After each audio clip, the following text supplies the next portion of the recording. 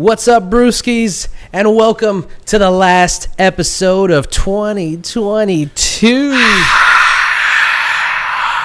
Oh, man, we're so happy for this year to be over and to be going in. No, I'm going to keep it positive. Okay, yeah, please. We're going into a new year, Yeah. and we're starting it off on the right foot, right? Sure. By the time you guys are listening to this, it'll be 2023, so happy new year, one and all. Tonight's episode, we are going to be celebrating the highest rated beer of this year, and you can probably see if you're watching on YouTube. Spoiler alert, what it is. But Obi's going to have a little bit more after the break. What's on tap? It's a New Year's special, so let's just talk about the year. Let's talk about our resolutions. Just go into the year with a new mindset. Sure. Of positivity and hopes, dreams, and all that other stuff. New beer. Yeah. We're trying another set out. We're gonna keep rotating around the room until we find what we're looking for. The right spot. Yeah. So bear with us as we find it, as they say. Mm-hmm. So without further ado, let's get into this. This is the New Year special of the One Beer In podcast.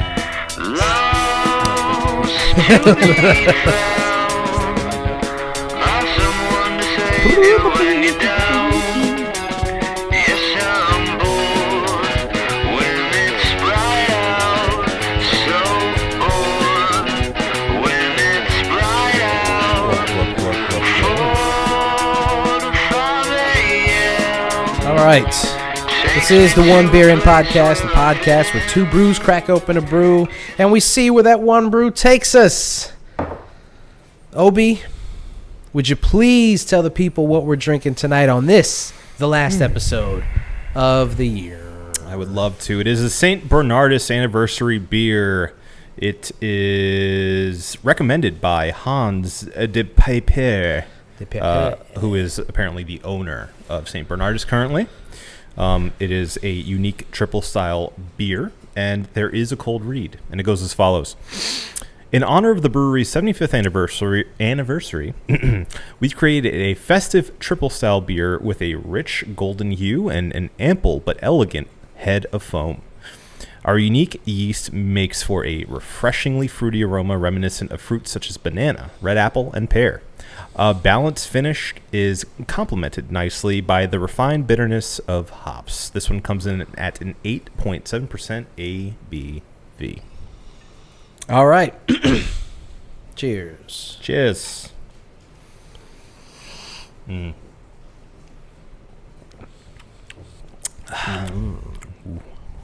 Well, that's nice. Now, the reason that we're doing the St. Bernardus Anniversary Ale is because we went back and looked at some of the highest rated beers of the year. In fact, the highest rated beers of the year. And there was two beers that stood above the rest. Actually, pretty recently, all things considered. Yeah. Yeah. And one of them was St. Bernardus Abbott 12. Yep. Which, surprisingly, we had never done on the show before. And we finally did it for 12/12. They're Abbott 12 day. Sure. St. Bernardus, December 12th, 12/12. We did it, and it's a beer that, if you've been drinking craft beer for a really long time, or even if you haven't been drinking craft beer for a long time, it's one of the first Trappist beers that you will have or should have. And Adam and I have had, Abbott 12 a million times, but had never actually done it on the show. Never actually reviewed it, because it's one of those things where you're like, you just think that, we've been doing this for so long. Yeah, we just thought we got to it before. Delirium and Chimay and all these the classic Belgiums and I don't know if we've done Chimay. I don't think we have. Well, I was looking at some of the spreadsheet. I didn't use a fine tooth comb, but I don't think we've done Chimay either. Yeah. So that being the case, we finally did it on the show, and lo and behold, it's one of the it's great. It's one of the best beers in the world. Yeah. And so we gave it a 6 out of 6. Easy. What is not so obvious is another beer that got really, really high marks. And it's from a local brewery. It's Ravenous Pig. Their Oktoberfest beer, which, what they call it? Swinetoberfest Marzen. Yes. Mm-hmm. And that was also, was it 6 out of unanimous 6? 6 Yeah. out of 6. Yeah. And I remember I remember doing it. I remember thinking that, and I stand on that. Yeah. Oh, yeah, me too. It's just surprising that those were the two. Yeah. Was there anything else that got... No other 6s out of 6s, but we did have a few 5.5s. So not so long ago, we had the Dead Words Brewing Sangria Ale Sour. Yeah, for our live show. Right, live show. Which got a 5.5 unanimous. Let's see here. We have the Broken Skull, which you gave a 5, specifically the lager, I should say. I gave 4.5, so not quite as high. We did have a unanimous 5 for the Blue Point Brewing Co. Evergreen Magic. Let's see. Another high ranker, 5.5 from you, and a 5 from me was the Winwood Brewing Pops Porter, if you remember. Yes. Pops Porter, yes. Yes. We had actually a bit of a run in those 3 weeks around that time, because we actually had another 5 from Winwood Brewing Father Francisco, and then also a 5 out of 5 for the Audubon Bitter. All right. So, we've had a handful of 5 out of 5s. There's even more. I'm not going to go through all of them. Yeah. Except for the Red Light, and Deli Desires Shafar Sauce, which also got unanimous 5. Yes. Promote. You had, look at that. So it's been a good year for beers, dare I say it. We've had very few 3s as I scroll through. A lot of 5s, a lot of 4.5s. Yeah. Yeah. So maybe we're just getting more generous with these scores. Maybe we should get meaner. We could be getting soft in our old age. Yeah. I would think we'd be more, what's the word I'm looking for? Discerning? Discerning, yes. I was going to say deciphering like an idiot. More discerning in our reviews since we've had so many, but... Well, I'd say maybe, but also we could just be like not taking this stuff as seriously. Because it's like, hey, man. It's beer, man. It's beer, man. You got one life to live, and we're going to enjoy the beer. You know what I think it is? What do you think it is? I think we're getting better at choosing beers. Yeah. We know what we like. We don't tend to stray far from it. Yeah. But when we do, it's for a good reason. Like the Sangria Ale. Yeah. Something we don't normally get, but, tasted it, tried it, loved it. Maybe we should start doing... We need to start taking this responsibility out of our hands somehow. Okay. And we have to challenge ourselves to do things that we wouldn't normally do. We got to step outside our comfort zone. Okay. In this new year. Yeah. I mean, I know we talked about it a little bit, doing like more sours and more weirder stuff, but I don't just mean like specifically more sours and things that like are not normally our palate. But I think just like if we're just not a part of the choosing process so much, somehow, like maybe we take a poll or just ask around of what other people are drinking. I was thinking that we could ask around locally for the local breweries for what they recommend for us to try. Yeah. Obviously give them a taste of what we enjoy, what our palate is, and see if they can match that. Yeah. Or go the opposite and say, like, this is a sour for people who enjoy IPAs, such as myself. Or we could go on Instagram, start doing polls every week. Yeah. And have like a handful of ideas for what we should try, or even just bigger picture than that, and just say like, should we do an IPA this week, or should we do a sour this week, or like that. So that would be fun. Yeah, that'd be fun to force us to expand our horizons a little bit, because we may be in a bit of an echo chamber when it comes to the beers that we're choosing. I think so, because we knows what we likes, so it's hard to stray from that path. Yeah. Well, in any case, let me get a little bit more. Get a little more. Yeah. This is pretty good. It's pretty good. It's pretty fucking good. This is obviously not the Ab 12. This is an anniversary beer that they brewed specifically for their anniversary. Right. It doesn't say specifically what kind of beer it is. A Tripel style beer. Right. So it's sort of a Tripel. Yeah. A unique Tripel style beer. Yeah. Good enough for me. Yep. All right. So let's get rocking and rolling. Do you think about New Year's resolutions anymore? No. Me neither. I was talking to somebody today. Shout out to Chef Jess. And she said what she does is sometimes she'll think about like a word. Okay. And use that as her resolution. Like, and to base her actions around said word. So, for example, present. So, like, okay. Basically, giving a lot of presents to people. Yeah, being altruistic. And right. Being more like present, like literally. Yeah.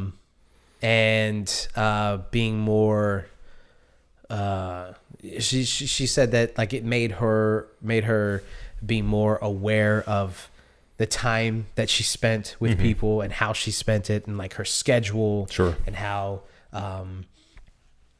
she would book herself up so much because she wasn't even really thinking about it. And she'd double book herself and all this stuff. And just being more aware of, what she's doing, how she's doing it, being literally present. Yeah, that makes sense. I don't know if I could do that.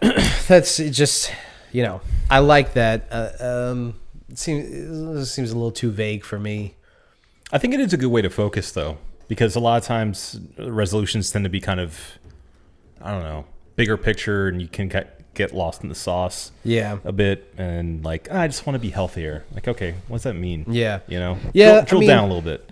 New Year's resolutions really should be very specific things. Yeah. Especially now, the older we get, it's like years ago you could just be like, I'm gonna start working out more, or I'm gonna be more, generous, right. or I'm gonna read up all the books I bought this year. Read all those books. Yeah. No, should do something like literally, but not something too big or too existential. Just like maybe do a thing. Think about a thing that you want to get done. Sure. And if you need that extra motivation, the New Year's resolution, then use the resolution for that thing. Well, the one thing I will say that's good about New Year's resolutions is it does something good for you that can be hard to do for yourself, which is it gives you a time limit. Yeah. It gives you a deadline. You have a year, to do whatever you're going to do. Which a lot of times has happened to me personally, where I think of something to do, like I give myself a goal, and then I just keep pushing the goalposts, or I say this will be the week, and the week passes, and you're like, okay, well, I guess I'll just keep going. Why not? But especially if you're I guess clever enough to get yourself set up for it. You can get a calendar, you get a planner, you set yourself deadlines individually, like even smaller scope than a full year. Yeah, I think it can be a good thing. Yeah. I'm not going to poo-poo it too much. But where I sit today, am I going to make a resolution? Probably not. But, I can set some goals, Do you have anything in mind? Well, I want to continue pushing myself to overcome my anxiety more and more. I feel like I've started. I feel like I'm getting there. But like anything, beginning a journey lets you see how far you have to go, So that's kind of where I'm at right now, where I'm like, okay, I got a long way to go here, but I'm at least aware of what I need to do. Yeah. Which direction I should head. So I think if I had to pick one, that'd be it. On top of that, obviously cliche, but continue to focus on health, go to the gym more, be healthier, et cetera, et cetera. Yeah. The general stuff. But I think that would be my big individual goal. Oh, and also to try to complete a project of some sort. And I know I'm doing what I said I shouldn't do, which is just be vague about it. But I want to be able to like be inspired to either, write a short story or write a script or, write a pilot of a TV show or something. I don't know what that is yet, but I want to do something of that sort, write something, film something, whatever it could be. So I'd like to do something in the creative realm and complete it, not just start it, but, from beginning to end, whether it sucks or not, finish something creatively. So I'd say those are my 3. Yeah. Anxiety, overall health, and creativity. Nice. Yeah. Nice. Those are good. Thank you. I mean, they are those like kind of big picture things, but at least there are specific things that you could do to kind of meet those goals. Sure. So yeah, there's that. Yes. Take those things into action. Yeah. Yeah. I can't, like I said, I can't do resolutions anymore because I know myself well enough now that like there's no like overall motivating factor that, or like an overarching motivating thing that's like, a time limit or I already know that I'll spend money on something, and even if I'm not taking advantage of it, so I know that. What the? So loud. It'll be fine. It'll be fine. If you can hear anything, that's the AC. Yeah. If you can't, then ignore that I said that. Don't worry. But I do. I there are things that like I wanna get done this year. As far as health is concerned, I definitely want to. I've done all these different martial arts, and I've really kind of pity-patted around them. Yeah. This year, I've joined a boxing gym, and I want to actually go. Okay. I want to actually take advantage of, I'm spending money on this thing. I want to actually and I'm not going to say, I'm going to lose X amount of pounds or I'm going to do this, that, and the other thing with it. But I do want to at least make it a part of my routine, I have a million projects that are swimming around in my head. I do have an idea, actually, when you brought up the pilot. I have an idea for a TV pilot that I've been that I've been fleshing out in my head that maybe I'll, write a scene for, or maybe, I don't know, write the whole pilot. I don't know. Sure. But writing more, reading more, just I think feeding my brain a little bit more. Yeah. There's times where, I'll wake up and I think it's part of just the anxiety of the day, needing to get something done, knowing I need to get something done and pushing it off, procrastinating. But there'll be days where I wake up and, I'll take the dogs for a walk. I'll brush my teeth, and then I'll just sit there and look at my phone for an hour. Yeah. And then I look at the clock and I'm like, oh, I just burned a whole hour. What happened? On nothing. Yeah. Nothing. Just switching between apps just to distract my brain from the fact that I'm up and I need to do something. You got something to do. So I think being smarter about my day, because I'll wake up and I'll tell myself, all right, and I've been getting good at this, getting better, not good. I'm not good at it, but I've been getting better at this. I tell myself, when you wake up, don't even look at your phone. Obviously, if somebody tried to contact me, but don't go on social media. I guess is a bit more specific thing. Don't cycle through the apps yet. So sometimes I'll just leave my phone. I'll check. Obviously, if somebody tried to get in contact with me. They don't. No one. No, I'm kidding. But I'll leave it on the counter. Take my dog for a walk. Make some coffee. Do the morning stuff, and then come back to it. And the further out I can stretch that time before I start cycling through the apps, the better. It is pathetic. It's very realistic for people of our generation and younger, because I feel the same way where it's I almost break out in hives if I leave my phone somewhere that I can't reach, Yeah. And it's just like an automatic, like, Yeah. Yeah. And it's so hard. But it's funny because it's such an obvious crutch and such an obvious, like, really like an addiction that we all observe with amongst each other, unless and I don't know, people are different. I'm sure some people of our generation are unplugged more than we are, but I'd say a lot of people have that same issue. Yeah. Especially when like your entire life is on your phone. The first thing you wake up in the morning, your phone's your alarm. You pick it up and immediately you're inundated by notifications. Even if it's not a notification about something specifically for you, like yeah, Mr. Popular. Okay. Inundated. Like there's so many people trying to contact me at all times. That's why he never calls me back. Yeah, that's why. Sorry. Yeah, that's why. Yeah, but it's hard. It's hard to make that happen. But I think you're right in the fact that the more you do it, the further you push it out, the better you get at it, and the more the more adept you become at getting rid of that separation anxiety. Yeah. Of not having your phone on you all the time, or not staring at it and letting hours go by when you could be doing something else. Yeah. Actually productive. So. That really shocked me. Like the days where I look at my phone and then look up and I'm like, holy shit, I burned the whole morning. Yeah.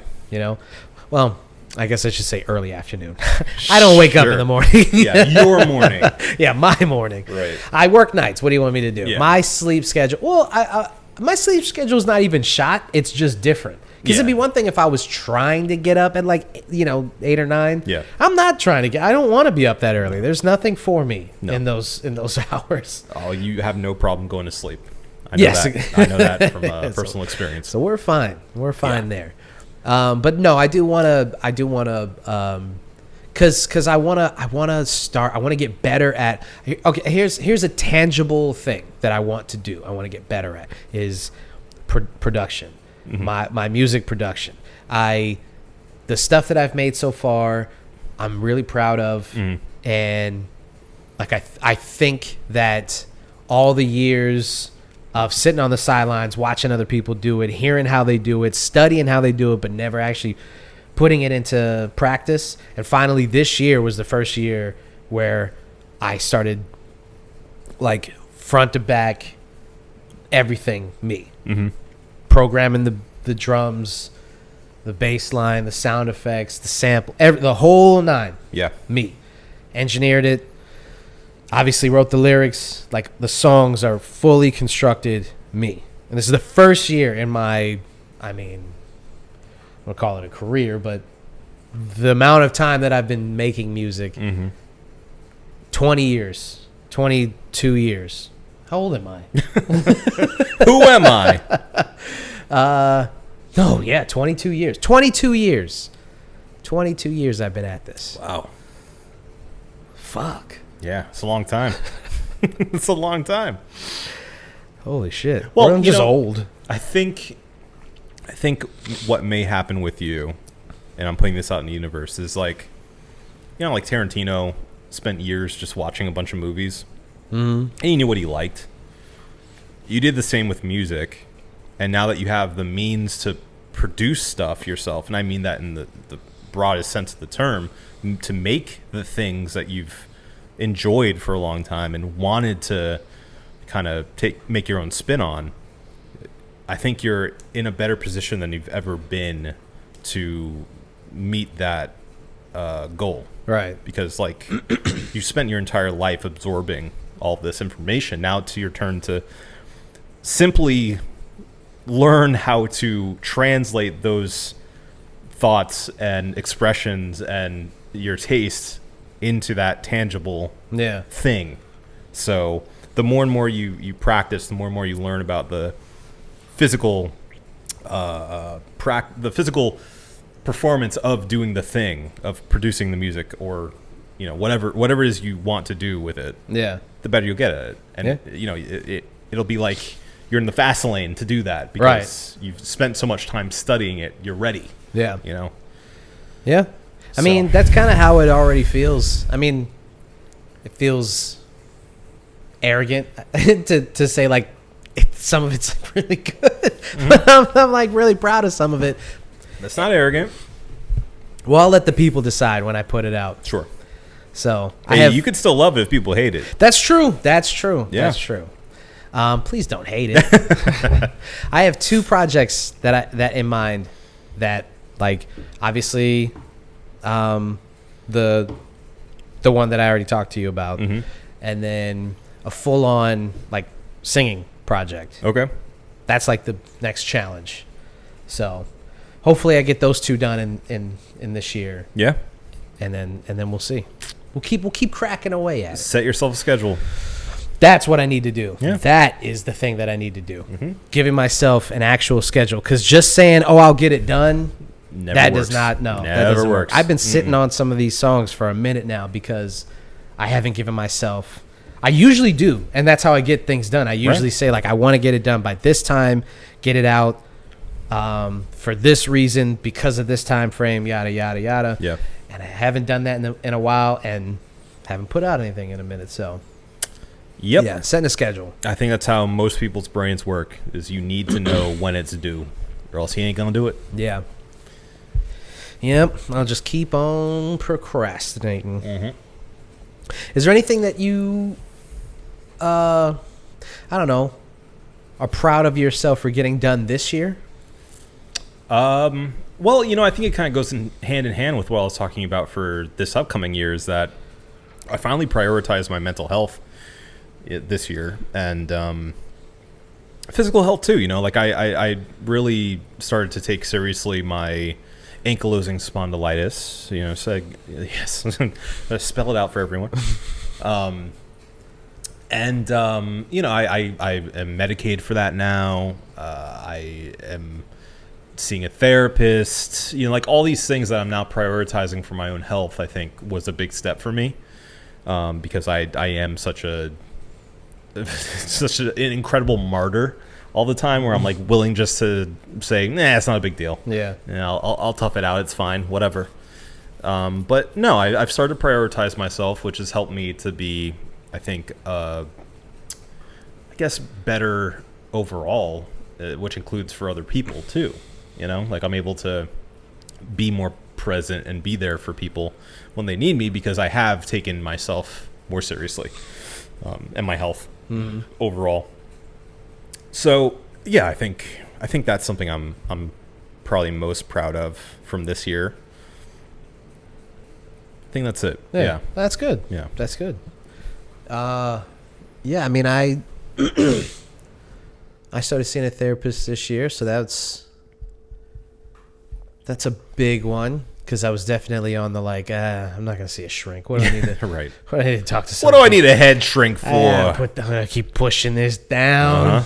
It's already down. It's got to get further down. I don't need to feel any of these. Just got to make more space for it. I don't know. I don't know if there's anything that I did this year. Not to. I don't want to sound pessimistic, but I don't think there's anything that I did this year that was like overall what I wanted to get done last year. Or if there's any like overarching like goal that I accomplished. I guess it was more so maintaining and, you know, doing things. Like I put out a couple of projects and I was proud of those, and, you know, just the doing, because the last thing that I did was in 2019, and then the pandemic.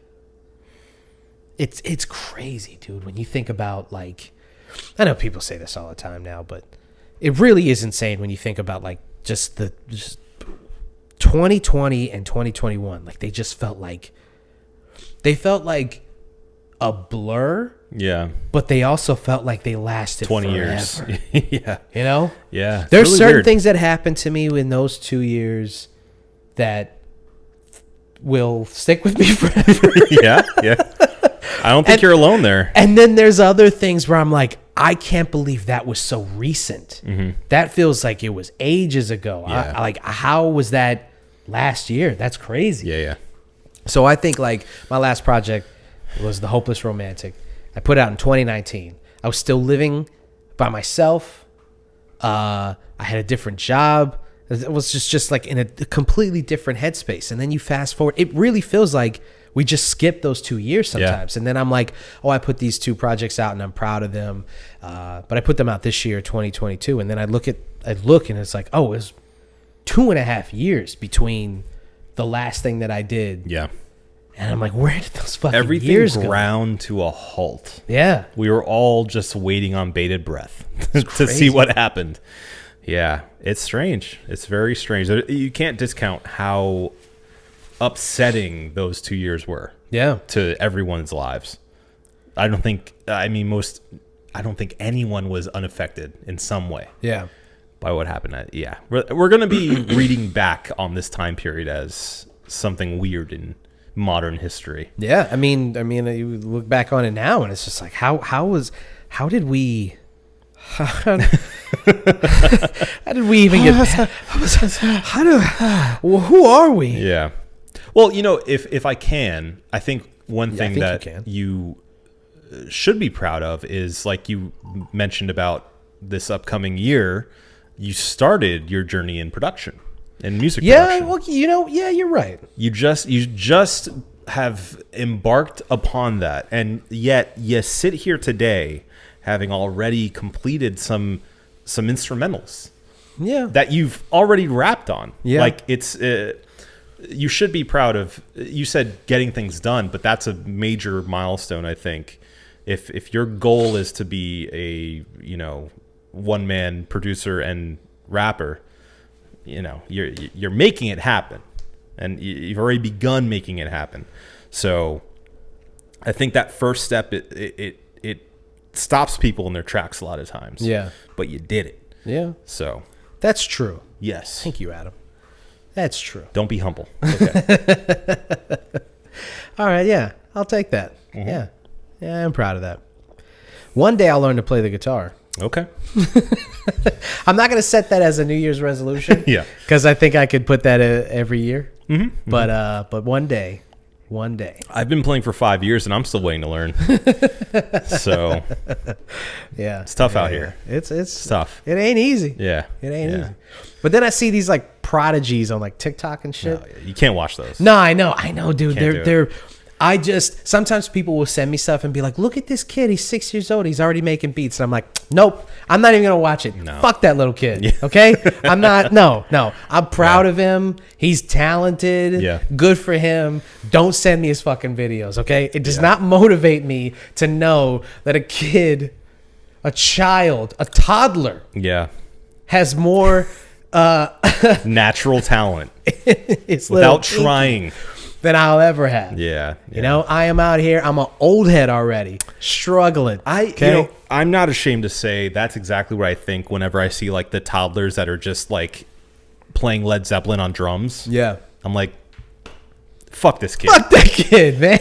God, stop it. Stop. Again, good for you. Yeah, proud of you. Your parents should be proud. Your friends should be jealous. But me, I don't need it. No, I don't need to see that. Doesn't motivate me in the slightest. Actually, demotivates me. Yeah. It takes the wind out of my sails. That's when I just go, okay, I'm done with that. Let's see TikTok. Right, exactly. What's going on Twitter right now? I want more people who are angry like me. Who else is angry like me? Yeah. Yeah. Because, it was a year of, it's a strange year. It's a strange year because it just feels like, again, going back to the pandemic, that nothing has returned to normal. And I don't even know what returning to normal would even look like now anymore. But it still feels like we're in this weird place where all of this still seems abnormal. Yeah. Well, I think we're getting there, but where things sit right now, we're still like, we're at like a yellow light. We don't know if it's like safe to actually unclench our butt cheeks or not, because you hear these reports of like, oh, China's in a full blown outbreak again, or whatever, and then suddenly you're like, well, I should probably chill out. I should probably stay inside a little bit more. I should at least pay attention to what's going on. But then you do that, and like it feels like you're taking a step backwards. Right. It feels like you're not progressing again. You don't want to be the person who's not being careful, but you also don't want to be the person who's being too careful. Yeah. Like I saw this tweet, this headline, I guess. I don't know if it was the New York Times or whatever stupid magazine wrote it, but it was about the COVID holdovers, the people who are still wearing masks and still social distancing and all that stuff. 2 years, 3 years into the pandemic, and it was basically profiling a couple people who were doing that. And it was like, how do these people feel? Excuse me, sorry. And I'm going to cry about it. And one guy had quote tweeted it, and he was like, well, I haven't had COVID yet, so I feel pretty fucking good about it. And I was like, hey, that's cool. That's good for you. That's awesome. But I wonder, what is better, to live in fear of getting it or having got it and now live in this weird thing that we're living in now? Sure. Because the anxiety of feeling like it's right behind you all the time, I don't know if that's more overwhelming than getting it. Like I had COVID twice. So getting it multiple times, you're like, I mean, how many times is this going to fucking happen? Right. So I don't know if the anxiety of being one step ahead of it is better than just being in it. Right. Well, and I will say it's not just the getting it, because the getting it is part of it. Obviously, you don't want to be sick, and you don't know how your body's going to react to it if you haven't had it before, and depending on if you have the vaccine or whatnot, or what strains out there currently. But it is the amount of like distance that you need to have from everyone and everything once you do have it. Yeah. Because you're going to test positive for like at least 5 days, right? And so that's immediately you're like outcast. Yeah. And you cannot leave. And all of that is such a bummer. Yeah. So I get it with that entire sandwich together, like why people would still be being extra careful. And obviously this is completely not looking at people who are, especially susceptible to getting extra sick. But, I do think I was more anxious before I got it than after. Yeah. Because once I got it, I'm like, okay, well, at least I know, like, I didn't die. And it was bad. For me, it was really bad. But at the same time, it's over. I did the thing. I got the thing. And, I'm still being as safe as I can. I wash my hands a lot. I stay away from people that are coughing. But, I'm not wearing masks like I used to. And I'm not social distancing like I used to. I still get uncomfortable around big crowds, though, So there's still little pieces within me that I've noticed that I'm like, I don't know if this is ever going to change. Yeah. Like, I think I'm always going to have this anxiety, at least for the, next 10 years or something. Yeah.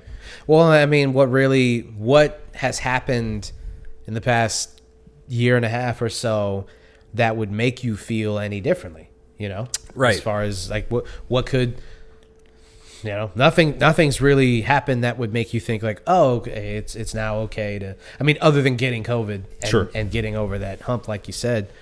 So, I don't know. I like obviously doing this episode and kind of taking stock in the last year or so, but also having just watched Glass Onion. And we'll talk about that. Maybe we'll do a one reel in if you guys want a one reel in on Glass Onion. We still have to do one on Avatar. We saw Avatar, so if you guys want, if you still haven't seen it, 14 days. It has already cracked $1 billion. It only took 2 weeks to do it. Yeah. So we're definitely going to talk about that. Who's surprised? Not me. Not old Jimmy Cam. No. He's sitting back, raking it in, just counting those millions and in a pool somewhere. Made of his own money. Yeah. He's Scrooge McDuck, right? Yeah. But not to give away too many details about Glass Onion, and if you haven't seen it yet, no spoilers, but it is set in and around the pandemic. Sure. And that really made me rethink about that time period. It was such a weird era.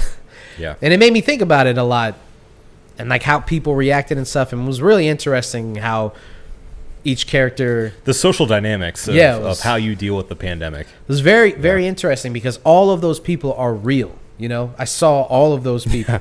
Yeah.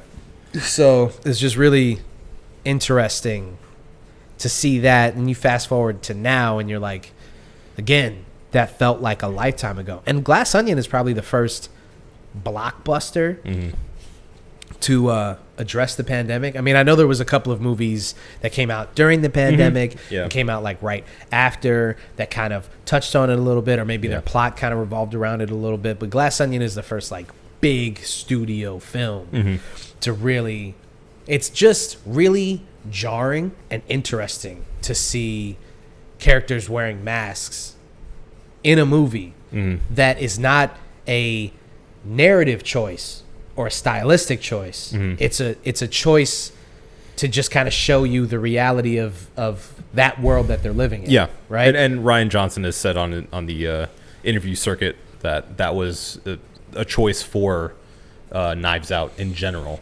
It's like it's set right now. Yeah, it's set modern time. Like it's not one of these olden time, like, you know, English prim and proper setting mysteries, which so many of them are. Yeah, whodunits are always usually like, oh, I can't believe this happened. Right. So, you know, it makes perfect sense that it would be dealing with the pandemic. Yeah. But still very interesting. Yeah. We'll touch on that later. But anyway, to kind of bring it back into focus, just 2022 was an interesting year for me, just for me personally, socially, financially. Interesting. It was interesting. Romantically. Yeah. And just creatively. It was all over the place. Let me just say that. So I think at the end of the day, if there's anything that I can do in this next year is to kind of rein it in a little bit. Okay. A little consistency. Kind of refocus and just kind of rein it all in. Yeah. So health-wise, again, making the boxing thing part of my routine. Creatively, working on stuff, again, as part of my routine. Having a schedule, having a release schedule, or even just, you know, wanting to get 5 beats a day like Cree Summers. Sure. You know, sorry. Rest in peace to Kanye. Can't do that anymore. But just kind of reining it in and refocusing on. I hate to frame it this way, but focusing on myself a little bit. You know, good. Just want to focus on myself. There's no shame in that. I just want to get myself better. So, I think that's at the end of the day. That's where we are going into 2023. Very Facebook status. It's fine. Focusing on myself. It's a cliche for a reason. That's right. Yeah. So, I don't know. Is there anything else that you feel like maybe we should talk about, address? I feel like we kind of... No. Just speaking of getting consistent, I think we're going to both try to make sure the show gets on schedule. And, And, you know, we have a proper set up, and we find what works for you guys. Feel free to give us feedback. We, of course, would love to hear from you. And, you know, I think we definitely should reach out to the audience for, you know, ideas on beers to try, because, you know, maybe they really enjoyed something that they want us to check out. I think being more active on the Instagram period is a goal that we should set. Yeah. Just having that, just fill that page up. I think, all right, how about this? We should plan to post at least 100 times before the year is out. Okay. Get 100 more posts on and not counting thumbnails. Show posts. Yeah. Yeah. Okay. No show posts. Right. Posts outside of posts outside of like the thumbnails and show posts. We should try to 100 posts at least. Okay. The bare minimum. We need to hit 100. Let's do it. So, well, we can't look at it right now because, well, I guess we could. What are you looking for? My phone. Okay. To look at where we're at now. Oops. Wrong social. Don't do that. I'll post on that page. We're at 414 posts. Okay. Now, obviously, we will subtract the thumbnails. But from there, we need to get to 514 minus thumbnails. Okay. I think we can do it. All right. I think it's easy, too. I think if we're cognizant of whenever we go to a new brewery, if ever we hang out, you know, the hanging out. What? The being together. Oh, you mean outside of this? Outside of the show. Oh, I don't know about that. If there's anything that you want to do together, we can do it. Okay. Sure. I was going to say it's starting to sound like a mob boss, but isn't he just a mob boss? Yeah, it's the Teflon Don. But yeah. Good This show idea. more consistent. Good idea. Our social standing more consistent. I love it. Yeah. Let's do it. All right. Okay. All right. Well, think we got it? I know we got it. Well, before we get out of here, you know what we have to do? Got to review these beers. We got to review these beers. I thought you were going to say it. And so, ladies and gentlemen, tonight's brew was from St. Bernardus. It's their anniversary beer. 75 years. It's a Tripel style. Tripel. Abbey Ale. Obi, what'd you think of this brewski? I love that. It's very good. It does exactly what it says. I definitely get the main difference because I should say the St. Bernardus Apt 12 is pretty fresh in our minds. We hadn't just a handful of weeks ago. Mm-hmm. And the thing that differentiates this one is if memory serves, it's slightly less sweet but more fruity.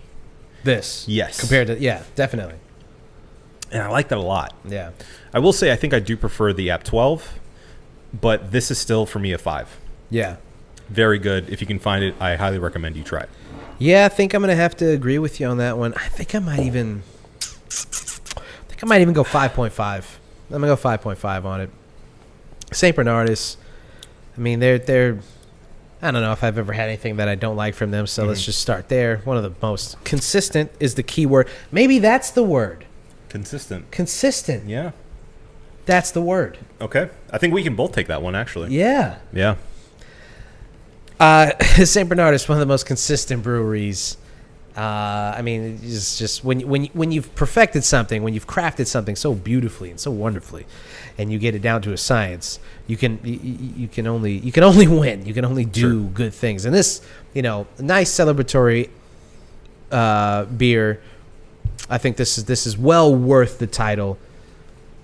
And yes, I'm gonna give it a 5.5. I'll go 5.5 as well. I'll bump it up.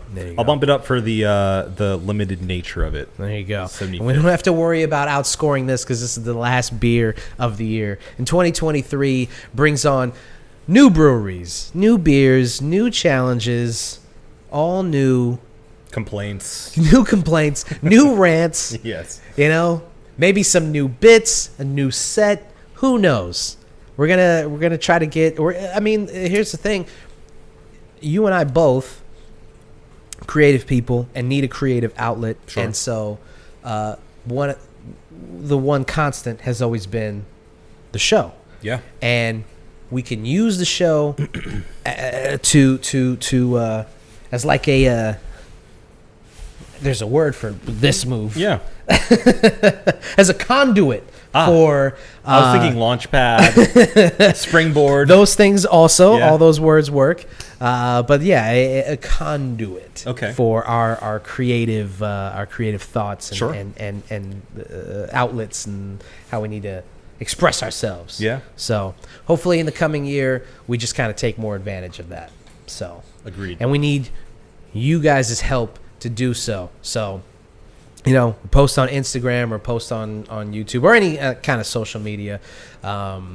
Getting people to participate in the polls and stuff like that, and like getting people's feedback is always super helpful. So if you guys are listening or watching, just we would love to hear your voice, positive or negative. Absolutely. If you have something to say about the show, it can only help. Even if you're a motherfucking hater, it still is something that makes us take a wider look at the show and try to see it from other people's eyes and try to understand how we're being perceived and how the show looks and how we can improve.